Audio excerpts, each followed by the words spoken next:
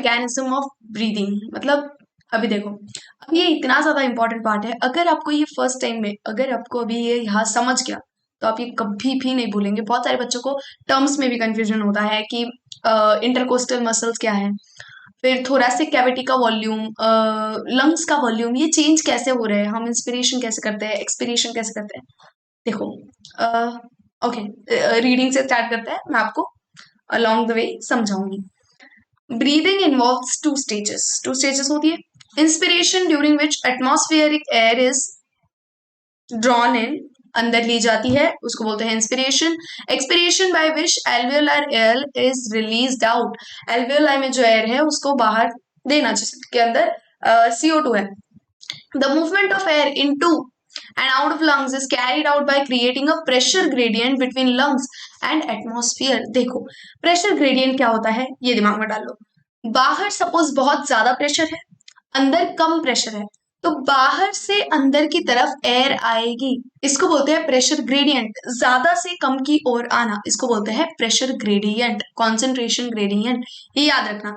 अभी देखो, बाहर बहुत ज्यादा प्रेशर है, अंदर कम प्रेशर है, हमारी लंग्स में कम प्रेशर है, तो बाहर से एयर अंदर आएगी, राइट। अभी हमारे लंग्स में बहुत ज्यादा प्रेशर हो गया है, तो लंग्स में जब बहुत ज्यादा प्रेशर हो जाता है तब हम एक्सपिरेशन करते हैं, तब हम हवा को बाहर छोड़ेंगे, okay. Inspiration can occur if the pressure with in lungs intrapulmonary pressure is less than atmospheric pressure.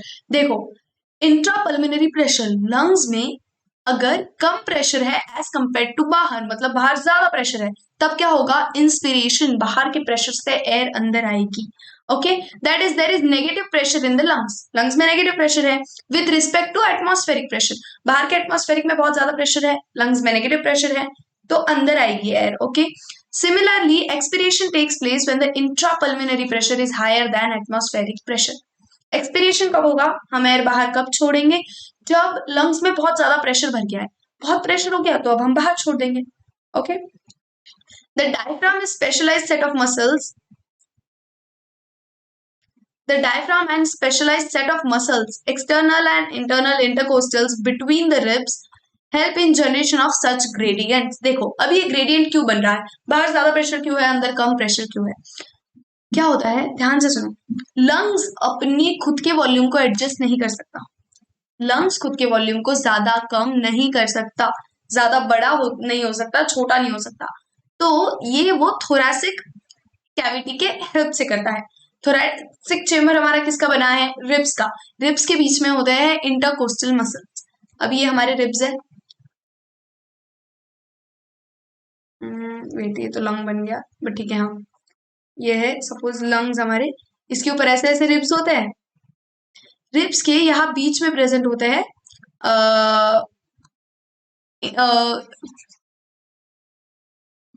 Suppose ये हमारे रिब्स है, ओके, मतलब ये तो लंग्स है, इसके ऊपर ऐसे रिब्स होते हैं, रिब्स के बीच में प्रेजेंट होते हैं हमारे एक्सटर्नल इंटरकोस्टल मसल्स, इसलिए तो मतलब ये यहाँ पे प्रेजेंट होते हैं, और ये बहुत ज्यादा मेन रोल प्ले करते हैं हमारे वॉल्यूम का जो चेंज होता है, अंदर का वॉल्यूम बढ़ा।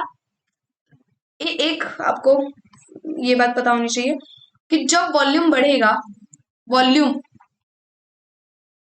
Is inversely proportional to pressure, ये पता ही होगा। देखो, जितनी कम जगह, वॉल्यूम मतलब जगह ही काइंड ऑफ होता है, जितनी कम जगह में ज्यादा चीज रखेंगे तो प्रेशर बढ़ेगा, जगह कम है तो प्रेशर ज्यादा रहेगा, वॉल्यूम कम है तो प्रेशर ज्यादा रहेगा, वॉल्यूम ज्यादा है, बहुत सारी जगह है, तो प्रेशर क्यों है, सारी चीजें फैली हुई है, ज्यादा प्रेशर नहीं है, तो कभी भी volume is inversely proportional to pressure. अगर हम लंग्स का वॉल्यूम बढ़ाएंगे, सपोज हमने लंग्स का वॉल्यूम बढ़ा लिया, ओके, वॉल्यूम बढ़ गया, अभी बहुत सारी जगह है, तो प्रेशर ऑब्वियसली कम हो जाएगा ना, एयर को अच्छी खासी जगह है रहने के लिए, लेकिन जैसे ही लंग्स का वॉल्यूम कम होगा, प्रेशर बढ़ जाएगा अंदर लंग्स के, जैसे ही प्रेशर बढ़ेगा हम एयर बाहर ये कर देंगे, क्या बोलते हैं, एक्सपिरेशन कर देंगे, ओके। आपको ये बातें आई होप समझ आ रही है। तो ये जो इंटरकोस्टल मसल्स होते हैं, इनकी हेल्प से हम हमारे थोरैसिक चेम्बर का वॉल्यूम चेंज करते हैं। अगर थोरैसिक चेम्बर का वॉल्यूम बढ़ गया तो हमारे लंग्स का वॉल्यूम बढ़ता है, और अंदर एयर जाने के लिए लंग्स का वॉल्यूम बढ़ गया तो अभी एयर अंदर जाएंगे, क्योंकि प्रेशर कम हो गया ना, वॉल्यूम बढ़ गया, प्रेशर कम हो गया, अंदर प्रेशर कम है, बाहर प्रेशर ज्यादा है, एयर अंदर जाएगी, फिर वापस से लंग्स का वॉल्यूम कम हो गया, वॉल्यूम कम हो गया तो प्रेशर बढ़ गया ऑब्वियसली। अगर वॉल्यूम कम हो गया तो प्रेशर बढ़ गया, प्रेशर बढ़ गया, अभी हमको एयर को बाहर एक्सपायर करना है। हाँ, होप यहाँ तक रामायण समझी आपको मैंने जो जो बोला। चलो, inspiration is initiated by contraction of diaphragm which increases the volume of thoracic chamber in anteroposterior axis. अभी ध्यान से सुनो, inspiration is initiated by concentration of, sorry contraction contraction of diaphragm. अभी हमारा डायफ्राम कहाँ गया, ये देखो ये है। इसका कॉन्ट्रैक्शन कैसे होता है पता है? डायफ्राम अभी नॉर्मली ऐसा है, इसका जब कॉन्ट्रैक्शन होगा ये नीचे चला जाएगा, ऐसा हो जाएगा, ऐसे नीचे, ऐसे है नॉर्मली, ऐसे है नॉर्मली, ये ऐसा हो जाएगा। मतलब इसने इतना ऐसे नीचे जाके जगह दे दी बहुत सारी। तो इंस्पिरेशन कैसे होता है? सबसे पहले तो contraction of diaphragm, the inspiration is initiated by contraction of diaphragm. Diaphragm कौन से कॉन्ट्रैक्ट किया, नीचे गया, मतलब अभी जगह बढ़ गई। जगह कैसे बढ़ी है? Antero posterior axis. अभी ध्यान से सुनो, ये वाली भी टर्म्स आपको पता होनी चाहिए। एंटेरियो पोस्टीरियर एक्सिस मतलब, एंटेरियर मतलब ऊपर वाला पार्ट, पोस्टीरियर मतलब नीचे वाला पार्ट, ऊपर नीचे, anterior posterior, okay. Dorso ventral, dorsal पीछे, वेंट्रल आगे। तो अगर हम ऐसे बात कर रहे हैं, ऐसे, तो ये हो गया डॉर्सो वेंट्रल। अगर हम ऐसे बात कर रहे हैं तो ये हो गया एंटेरियो पोस्टीरियर। अगर डायफ्राम नीचे गया तो इसने वॉल्यूम कैसे बढ़ाया, कौन सी एक्सिस में वॉल्यूम बढ़ाया? एंटेरियो पोस्टीरियर में, राइट। जब इंटरकोस्टल मसल्स हमारे वो वॉल्यूम बढ़ाएंगे तो वो डॉर्सो वेंट्रल एक्सिस में बढ़ाएंगे, क्योंकि वो ऐसे लगे हुए हैं, राइट। होप आपको समझ आ रही है।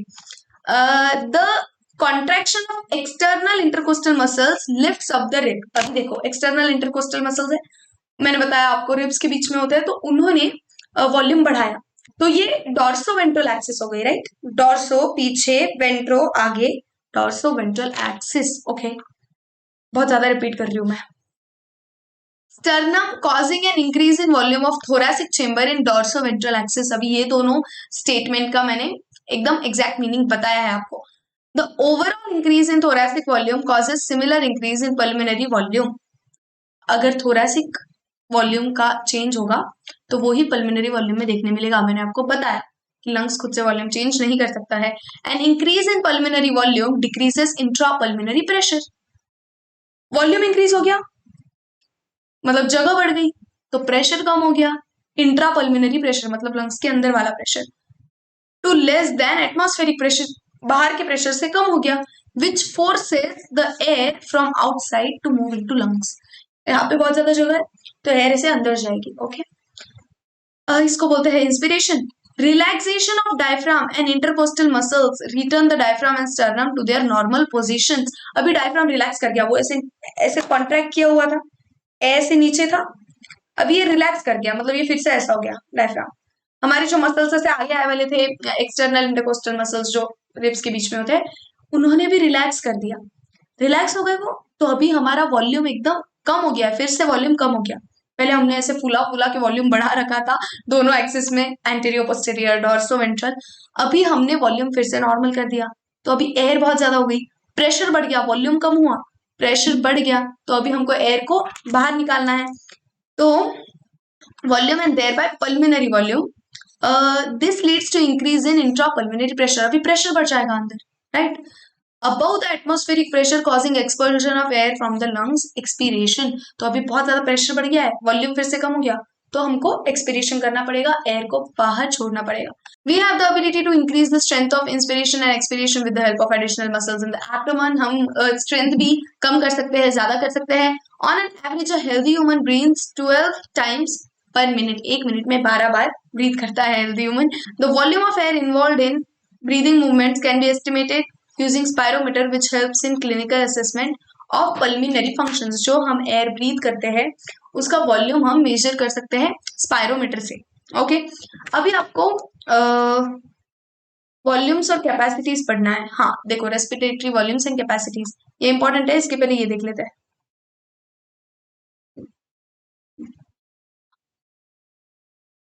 देखो, ये है इंस्पिरेशन। इंस्पिरेशन में क्या हुआ, हमारा डायफ्राम नीचे आ गया है, ये कोस्टल मसल्स, ये इंटरकोस्टल मसल्स ऊपर हो गई है। ओके, एयर इंटर कर गई, यहाँ पे बहुत जगह हो गई थी इसलिए ना, डायफ्राम रिलैक्स हो गया, इधर इधर जगह कम हो गई तो सारी एयर को बाहर जाना पड़ा। ये देखो, ये भी इधर हो गई। तो यही है जो मैंने आपको बोला, वही है ये डायग्राम, एक बार ध्यान से देख लो आप। Thank you.